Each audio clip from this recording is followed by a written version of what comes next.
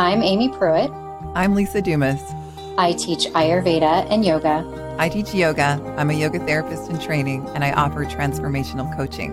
But that's just part of the story. We're moms, daughters, wives, and friends.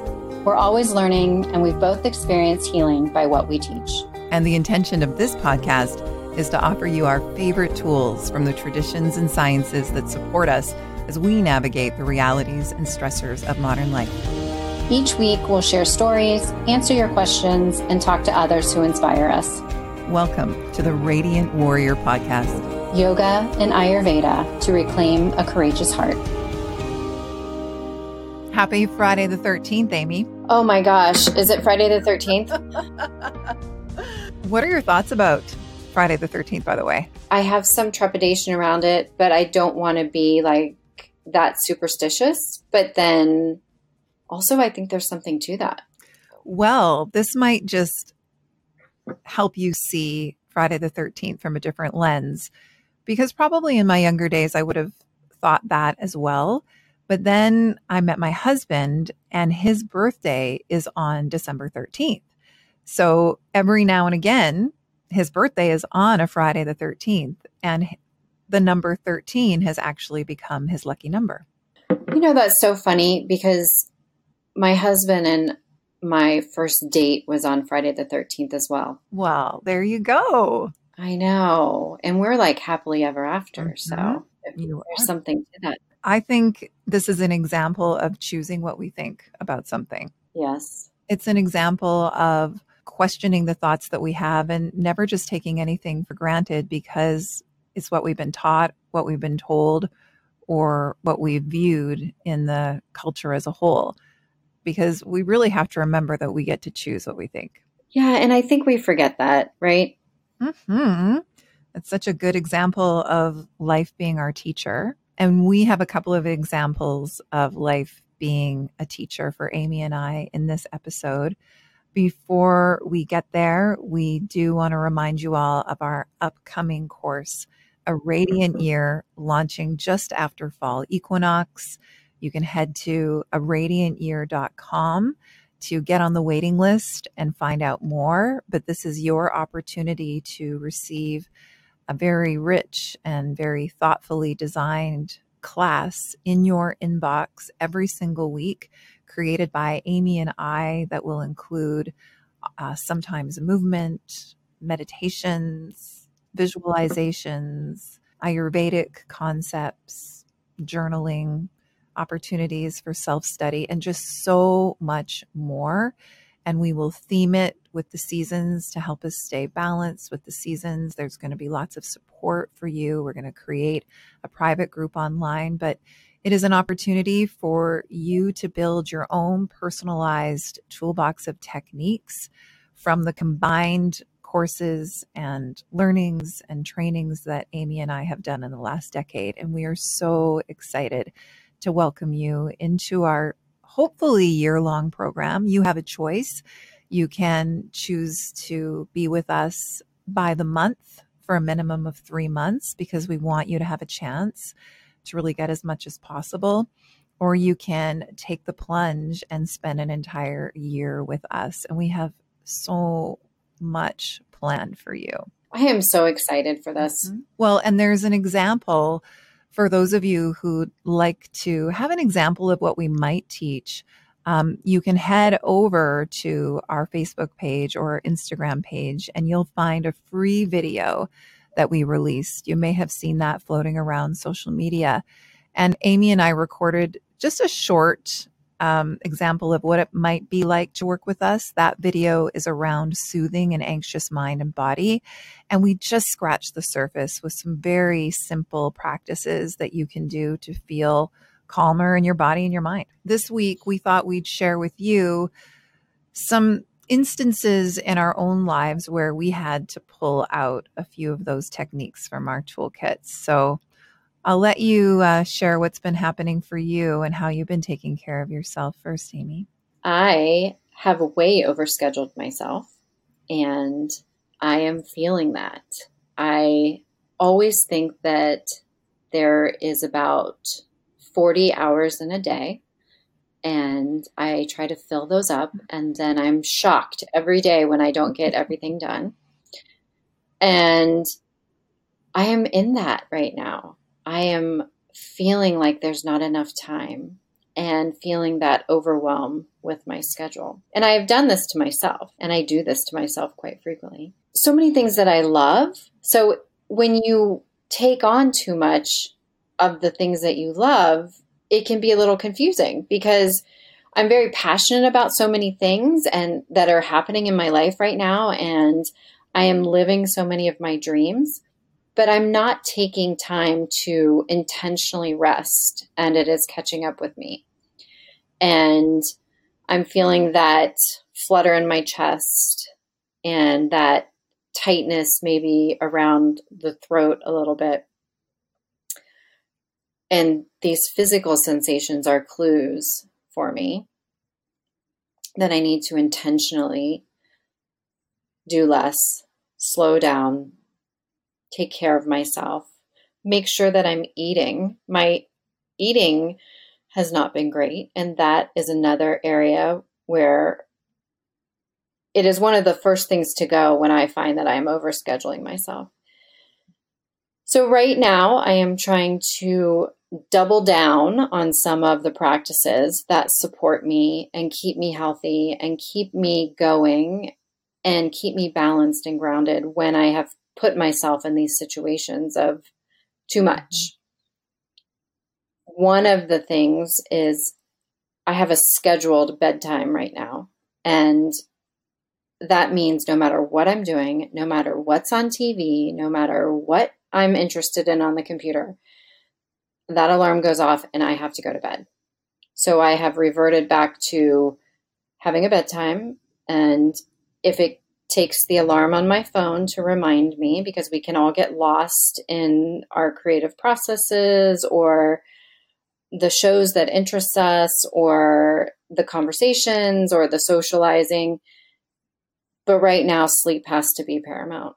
And so setting an alarm on my phone has been extremely helpful, that no matter what's going on, I have to put my toys away and I have to go to bed.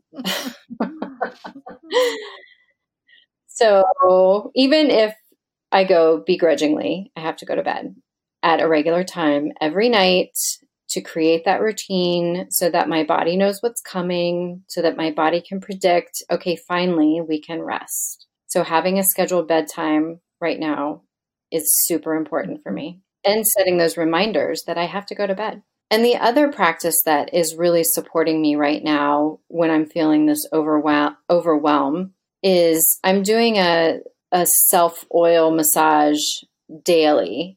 And we have talked about this before in the podcast, but it's called Abhyanga, and it's a intentional oil massage. You know, we can put oil or lotion on our skin.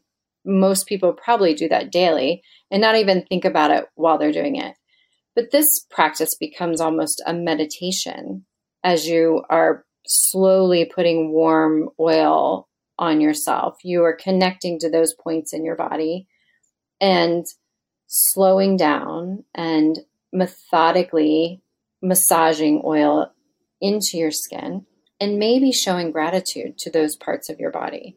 So as you come to your shoulders, you place your hand on your shoulder and you feel the warmth of your hand and you feel the texture of the oil, and you stop and maybe say thank you to your shoulders or thank you to your hands. I spend a lot of time at my knees, thanking my knees for still carrying me and holding me up without complaining.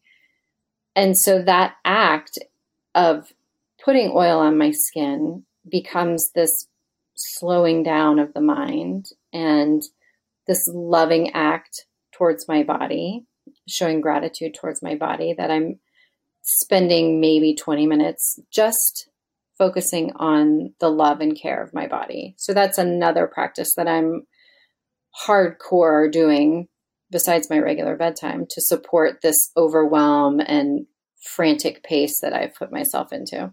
That sounds so good. And I have travels coming up, and I want you to know that Sandra Detwiller, the aromatherapist that we had on a few episodes ago made me a customized massage oil so that I could do the same while I'm traveling. We talked on a previous episode that I had forgotten some massage oil when I was traveling before, and traveling and getting out of our regular schedule can really make us feel out of balance. It's unbalancing for that dosha vata that we talk so much about, that is prevalent at this time of year, that makes us feel a little bit more scattered, more living in our thoughts and our worries and less being in our body. So I too am inspired by you, and I will make sure that I am doing that in the busy days to come as I travel to New York for yoga therapy course, and then to New York City. And then in a few days, I'll be visiting you. So as you were sharing your story about eating in the way that best supports you is one of the first things to go when you get really, really busy, that is something that so many of us can relate to. And I've curated a feed on social media that's actually quite inspiring for me. I've made it so I only get stories and pictures from people who I'm learning from, or that I'm very inspired by, or friends of mine that have really positive feeds. And there's another holistic nutritionist that I know who's from the Okanagan Valley here in British Columbia. Her name is Raina Dawn Lutz, Lutz, or Z if you're here in Canada. I spell that last name out because she's a nice one to connect with. But she created this meme and it said, "You, why do I feel terrible? Body, coffee is not a meal. Body, eat a vegetable. Body, sleep. You, well, Totally guess I'll true. never know. Body, oh my God." We get these signs and signals, but when we're living in our mind and we're living in our worries and our daily dramas, it's easy not to listen. And it's also, that's where I think we have to be easier on ourselves, because our culture is not designed for us to listen to our body. The course that we'll be releasing, we're going to be giving you some hints on how to honor the seasons a little bit more. But one of the biggest tools for that is to give ourselves permission, as these days get shorter and it gets dark a little bit earlier, to treat ourselves the same way as nature is naturally treating it, retiring a little bit earlier, listening to the signals of our body. And I'm excited for that part of the program because it just can be so richly themed to the time of year. It's just been so wonderful and creative and fun to create it with you. Now, as for me, the practices that I know we'll be sharing that supported me recently have to do with emotions. We hear a lot, people talk about how it's our responsibility to process our emotions, but what does that actually mean? Last week, I had a moment where I experienced anger. And anger, as we have shared before, is a tricky one. And for everyone, but it can often be even trickier for women. We grew up likely being afraid of anger, feeling that anger is incredibly inappropriate, being told that we didn't have a right to be angry, being told to leave the room if we were going to act that way. There's a lot of messaging in our culture that runs against being angry. And because of that, a lot of us don't know how to deal with our anger. We might inappropriately vent it, and then we feel horrible and we get stuck in these cycles of being angry at others and being angry at ourselves. Or we might emotionally withdraw when we feel angry. We might turn to different coping mechanisms, numbing out, anything but to feel this really scary and negative emotion. And I know for me that there's still a lot of learning when it comes to anger. So on this day, I could feel myself with the emotion of anger in relation to somebody in my family. And then I started to notice the kind of thoughts that were arising from that anger. And it was a challenge for me to get myself out of them. I needed to have a different perspective rather than the thoughts that were available to me in the moment. And I knew that I was in a little unhelpful cycle with this individual because I have felt this kind of anger before. And I know that I just haven't processed it in a way that has been completely helpful for myself. So the first thing that I did is I took myself outside for a walk. I personally believe that when we are in the throes of an emotion, it's important to move. I like to think that emotions are meant to be fluid. They're related to the element of water. And rather than stopping them up and looking at a phone or eating them, can we get them moving? And moving my body helps me think that I'm giving them space. I'm releasing them. That's how I relate to that anyway. And being out in nature always feels soothing for me. And it helps me to clear my head so that I can get out of my own personal dramas and have a little perspective. Because, we know some people, there are people in my life right now that are going through hell. And so, as you said, turning to gratitude for so much of what we have is also softening for anger. But I wanted more than just to soften it and to get over it and to spiritually bypass it by going right to my meditation cushion. I wanted to really learn about why I was feeling this way. And it can be helpful to listen to a perspective other than ours. In this case, I turned to an audiobook of a really well-known psychologist who's written extensively about anger. And she has a very famous book called The Dance of Anger. Her name is Harriet Lerner. And I re-listened to the first hour of this book on an early morning walk in nature that I knew I had to take myself out on because I woke up in the morning kind of still angry about something that happened the day before. So I knew I needed to do something. And just the relief of being reminded of a different way of looking at things and being reminded of some of the additional questions of anger. Amy, you and I will include questions that we can ask ourselves in the face of all of the emotions. Anger, there are a few questions. There are questions around resetting boundaries. There are questions around getting our needs met and what needs are not being met. But the questions that Harriet just asked me to consider on the audiobook were, okay, what are you really angry about? And how much of that anger belongs to you?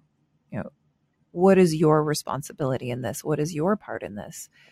And the truth was, if I was going to be super honest and vulnerable with myself, it was all on my side, because what I was angry about is that this person was not doing what I would like this person to do in order for me to feel comfortable. And that happens for all of us. We resist how things really are in our lives, and we can resist how people in our lives actually are. And I was in full resistance.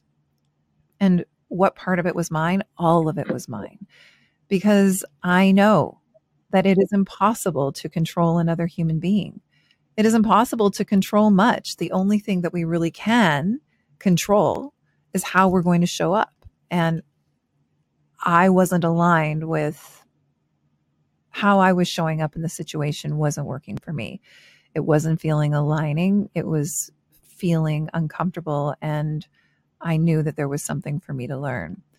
And just that on its own, releasing the other person from my anger, realizing that it was me again that needed to find acceptance. We have the right to make requests of other people, but we cannot control what another person is going to say or the actions that another person takes. That's completely out of our control. And finding acceptance with other people, especially in our intimate relationships, creates so much more ease. In fact, that's one of the definitions of an intimate relationship is, can I be completely me? Can you be absolutely you? Can we accept one another for who we are? And then from that moment, you know, do we choose? Do we choose each other? Do we choose to be in this relationship?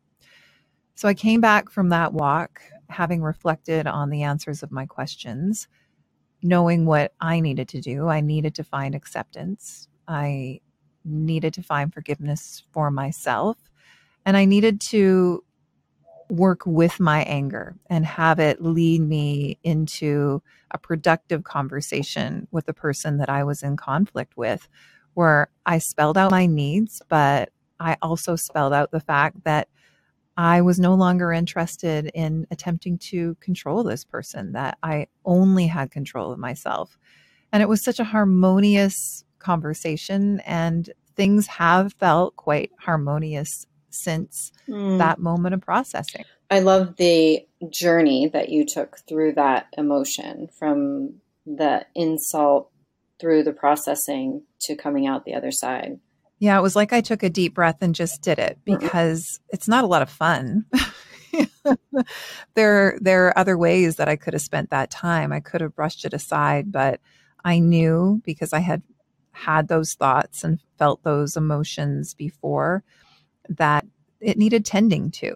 And so I wanted to practice what I preach, and I wanted to give myself time to move through it and feel it and learn from it, rather than sweep it under the rug. I can relate to that. I was thinking about one of the last times I was very angry, and I had been lied to by a loved one. And I knew I had been lied to. I just knew in my heart that what I was being told wasn't the truth.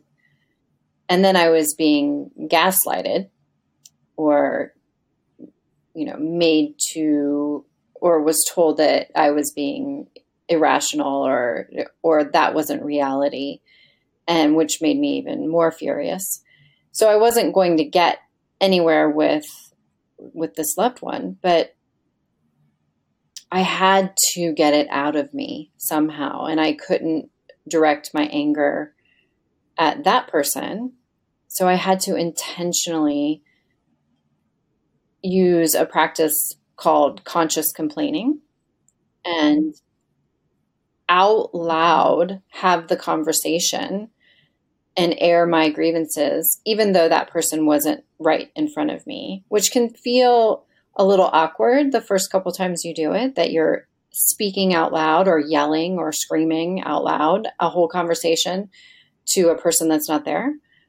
But moving that energy outside my body, externalizing that emotion as opposed to internalizing it and letting it fester inside my body and inside my heart, actually getting it out and saying the words out loud and speaking my truth and yelling and cursing and screaming and crying and moving that emotion out, even if there wasn't a witness to it, for me was so cathartic to then come out the other side of anger, to be able to calm and cool down and know that I had been wronged and I was creating boundaries and I was making amends to myself, even though there wasn't somebody else there to make amends for me.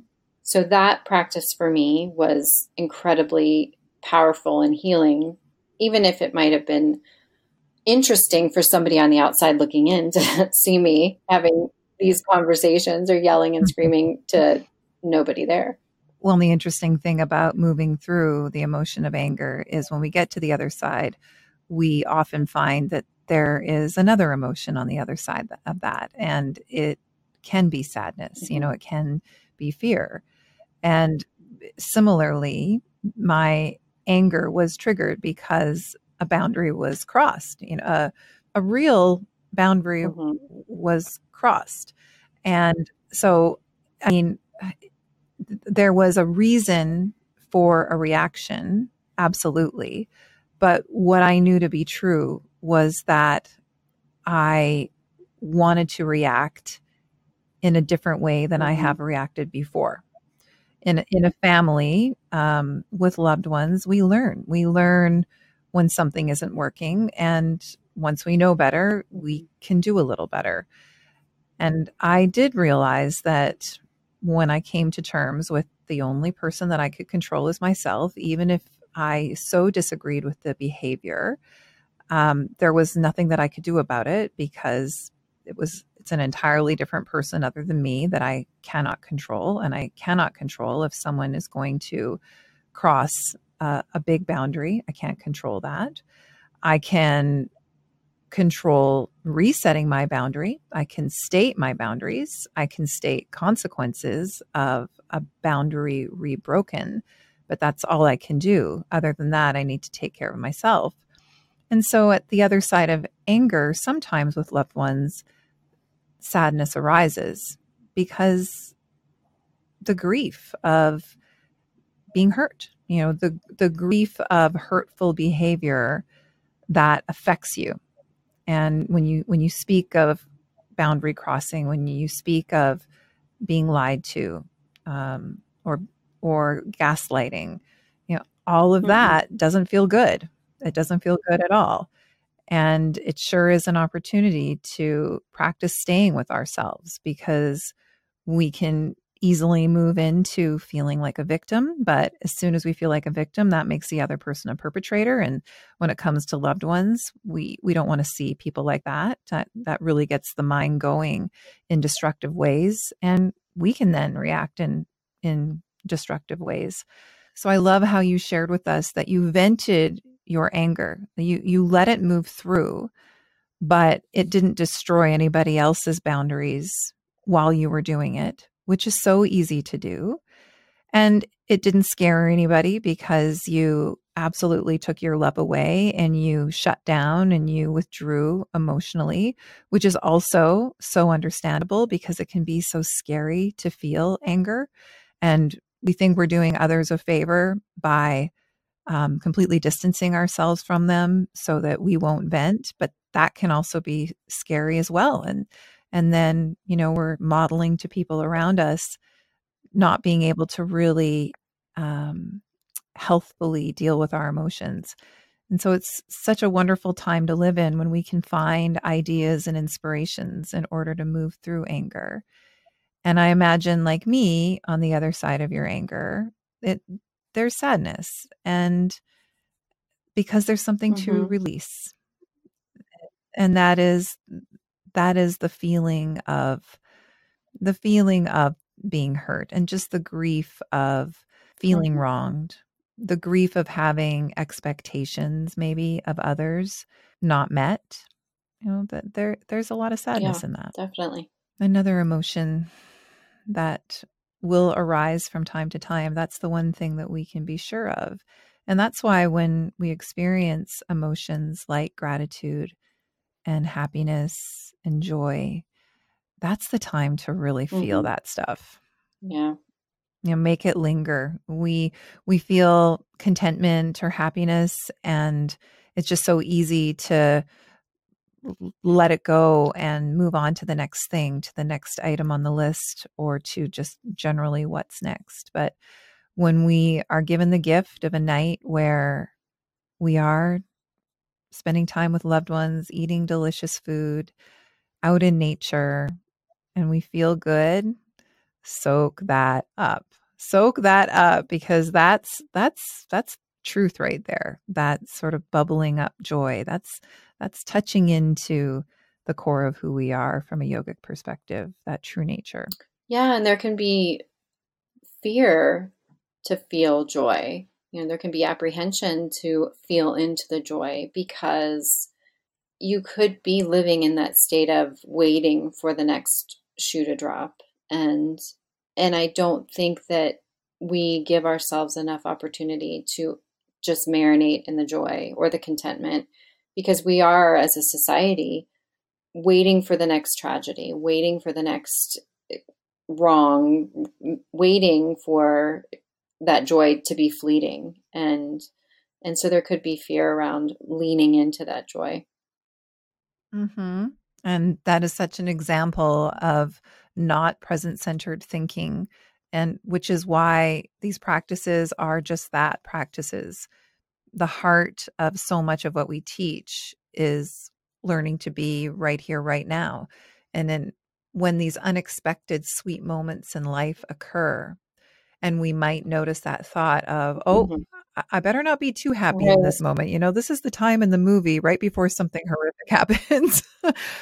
We're taught that. That's kind of in the collective consciousness to wait for that other shoe to drop. However, I believe it is a beautiful practice in every moment to cultivate witnessing and observing and really feeling and experiencing the fullness of each moment. And the positive about processing an emotion and allowing yourself to feel it and learn from it is that it becomes easier to really feel that deep joy and gratitude when it does arise. And I like to follow the wisdom of Rick Hansen, who wrote the book Hardwiring Happiness. I've talked about it here. It is a practice of mine when something sweet happens to breathe it in and imagine that I could fill up my entire body with the feeling of happiness and just be so grateful for happiness when it comes to visit, because we know that it doesn't last forever, but we can stay with it a little bit longer before we jump Yes. into the Yes. next thing. Yes. All right. Head to our Facebook page, head to our Instagram page, head to our websites and aradiantyear.com to find out about spending a few months or a year with us, to find out about where we're teaching next. And we so appreciate the reviews that you're leaving for us. And it really helps us if you do leave a review and subscribe to this podcast. See you next week. See you next week. Love ya. Love you. Thank you for listening to the Radiant Warrior podcast. If you found it valuable, please leave us a positive review to help others find it. And please check out the Radiant Warrior podcast on Instagram and Facebook to leave us your questions and find out where you can come and practice with us next.